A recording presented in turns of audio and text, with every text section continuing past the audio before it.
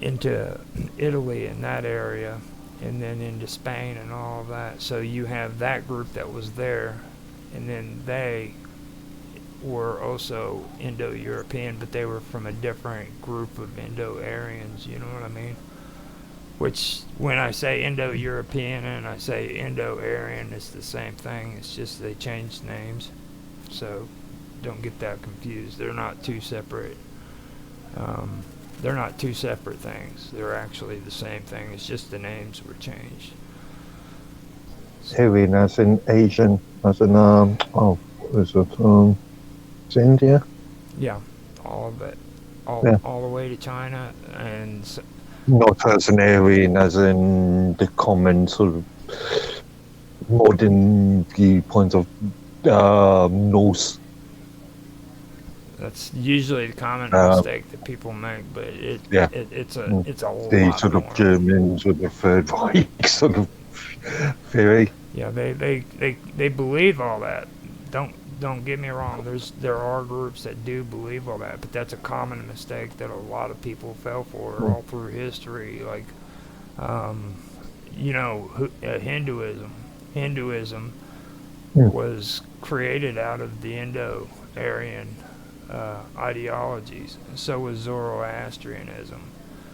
Which Zoroastrianism and Hinduism are like brothers and sisters when it comes to religions. Actually, Aryanism is more of a Persian concept, isn't it? Yes, I said Indian, but in reality, it's Persian. that is to an extent too as well, but the Persians aren't as old, okay? And like the Persians had an issue with like Scythians, the Scythians and their beliefs, and they were Indo-Aryan as well. So even though the Persians are Indo-Aryan, then they're not necessarily the root, the beginning of it all, like because the Scythians and the Sarmatians are real deep into the Indo-Aryan kind of cultures. You know what I'm saying? And then when you get up around the northern part of the Caspian and the Black Seas and stuff, that then you have the Russians, and then you have and all the other countries up there, and then Germans. All of those are where it really all began, right up in that area. Just north of. When you say Germans, you're talking about Hanson Goths. Yep. Rather than Germans. Well, if you're talking historically. Because you're using a modern interpretation. Yeah, I was just trying to be nice. By calling them Germans, yeah. I was just trying to be nice to you, Mark. We can call them the Goths if you want. I mean, we can do that. We can call them that. Hanson Goths or Hanson Goths? Yeah. Okay, so in the mythological cosmogonies of the Near East, the universe is formless and it's empty. And the only existing thing prior to creation was the water abyss. Now, in the Babylonian creation story, the Elish, the primordial waters, is described as a watery chaos from which everything else appeared. Now, the watery chaos has similarities to the cosmogony of the Greek mythographer Pherecydes of Syros, and in the mythical Greek cosmogony of Hesiod, which is between the 8th to the 7th century BC. The origin of the word is chaos. The origin of the world is chaos, and you'll hear a lot of people discuss that. And like even today, when you hear people talking on the internet too, they'll talk about how chaos is actually the evil, and it's everything that we're supposed to be against, and it's all about bringing things into order and things of that nature. But nobody realizes that chaos is actually the is the mythological. You Cr- you coined the quote, out of chaos comes order. that's probably I can't remember who, but that's probably the best Uh, quote you could do in a situation like this. That actually fits what I'm talking about, though. But the origin of the world is chaos.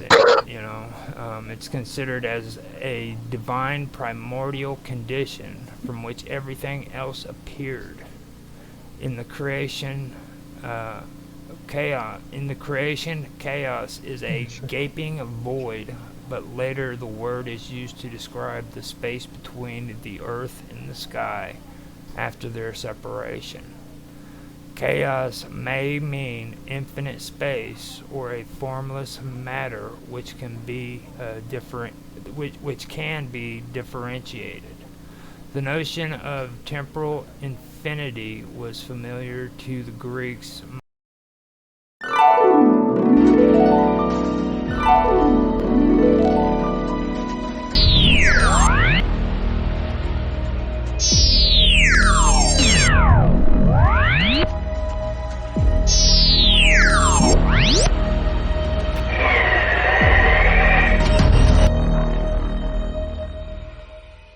From remote antiquity in the religious conception of immortality.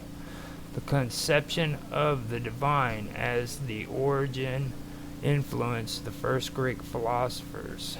In the Orphic cosmogony, the unaging Chronos produced ether in chaos and made in divine ether a silver egg from which everything else appeared.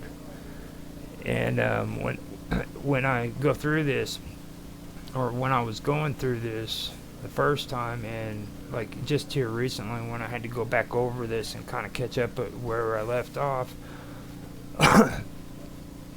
it kept popping into my head about this egg and this silvery egg. And this happens a lot when it comes into a lot of this ancient history. Like, do you remember the story about the city of Troy? Um, The battle in the Iliads? yeah. Just got to remind myself I'm not really awake at the moment.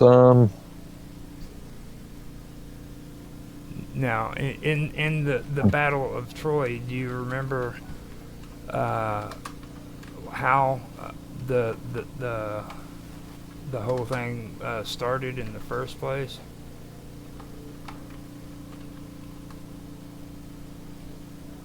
Not off the top of my head. It was a conflict. It was in mythology, and it was supposed to have taken place between the 12th and 13th century BC. Now, the Greeks waged war against Troy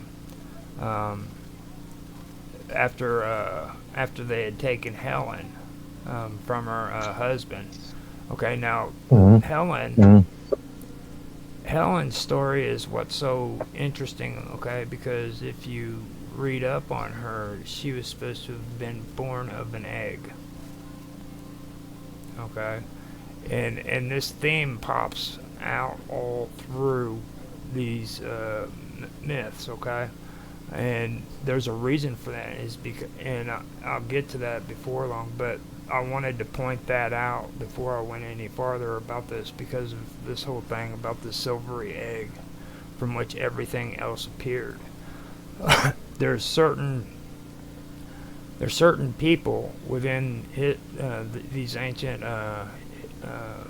mythologies or histories or religions or whatever you want to call it, where they were born of an egg, and I think that's something that really stuck out to me when I got into it. So after going through all that, I want to kind of go over chaos and kind of discuss that a little bit more. Now, this is all according to chaos, and it's actually cosmogony, and I've used that term a couple of times. But that's basically what chaos is cosmogony. Now, chaos is the mythological Then you mean, sorry, then you mean cosmology? cosmogony. Mogony. Okay. You're using Okay. sophisticated, uppity up today words. We're using old folk word back from in the old ancient Greek days when they used to be all good and cool and stuff. Cosmogony. Probably You're checking the cosmo. Okay. Yeah. Okay. Yeah. I just had to check that word. What does it mean? Study of the origins and development of the universe, or a specific system within the universe. Okay. So now, chaos is the mythical void state preceding the creation of the universe, the cosmos. Now, in ancient Near East cosmology, the early Greek cosmology, it can also refer to the early state of the cosmos constituting of nothing but indifferentiated and indistinguishable matter. Now, there's something else that I wanted to point out here too with chaos, and there's a thing that they call chaos comp. All right. Now this is from Germany, and chaos comp, also described as a combat myth, is generally used to refer to a widespread mythological motif involving the battle between culture hero deity with a chaos monster, often in the form of a sea serpent or dragon. Now, the term was first used with respect to the destruction of the chaos dragon Tiamat in the Enuma Elish. Now, I don't know if I've had that conversation with you about the Enuma Elish or not, but that has to do with the Sumerians and the Babylonians, okay? And it's one of the first creation myths of the time. And Tiamat was the mother of Enki and Enlil. So, and I know you've heard me talking about Enki and Enlil all the time. I don't know if you remember. Yeah. I just always considered the entire dragon creation thing to be Northern European rather than. I was just thinking about the Bethesda game Skyrim, to be fair. Yeah. which uses a lot of concepts.